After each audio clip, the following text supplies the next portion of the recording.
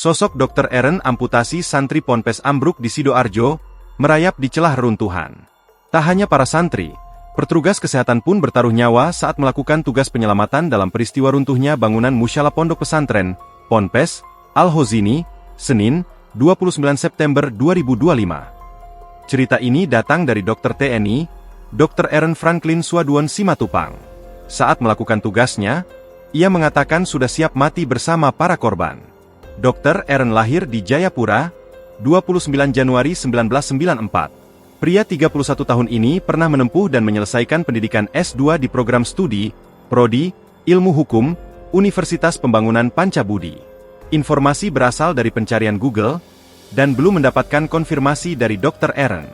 Dr. Eren rela bertaruh nyawa demi membantu santri inisial NA yang terjebak reruntuhan bangunan. Dr. Eren merayap masuk ke celah puing reruntuhan bangunan demi menyelamatkan NA. Kondisi NA cukup memprihatinkan, karena tangannya tertindih bongkahan beton yang runtuh sehingga proses evakuasi cukup sulit. Ada dua pilihan saat hendak mengevakuasi NA, yakni menunggu beton diangkat dengan resiko korban semakin banyak kehilangan darah. Kemudian pilihan kedua, adalah amputasi di lokasi. Dengan berbagai pertimbangan dan melihat kondisi NA, akhirnya opsi kedua pun dipilih. Sayangnya, opsi kedua justru sangat berisiko untuk tim medis, termasuk Dr. Eren. Pikiran saya, sudah siap mati sama pasien kalau bangunan itu runtuh.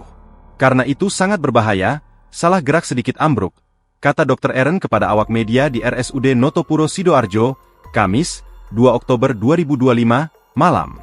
Dalam ceritanya, Dr. Eren masih ingat betul bahwa medan saat sangat sulit, karena harus merayap ke dalam dengan lebar celah hanya sekitar 50 cm. Padahal, ia tengah berpacu dengan waktu. Sesampainya di dalam reruntuhan, Dr. Eren masih sempat berkomunikasi dengan NA. NA memang terus meminta tolong. Tentu tindakan amputasi tidak langsung dilakukan begitu saja. Setelah memastikan kondisi pasien, Eren lantas keluar untuk kembali berdiskusi dengan tim yang terdiri dari tim dokter senior. Prosesnya sekitar 10 menit. Dr. Eren bersyukur pasien berhasil dievakuasi, distabilisasi dan selanjutnya dirujuk ke RSUD RT Notopuro. Jadi tetap pertolongan. Korban, dibius di sana, lukanya, amputasi, ditutup cuma akhirnya dilakukan pembersihan lagi, dijahit ulang sampai pukul 1.30 WIB baru selesai, ucapnya. Download Tribun X sekarang, menghadirkan lokal menjadi Indonesia.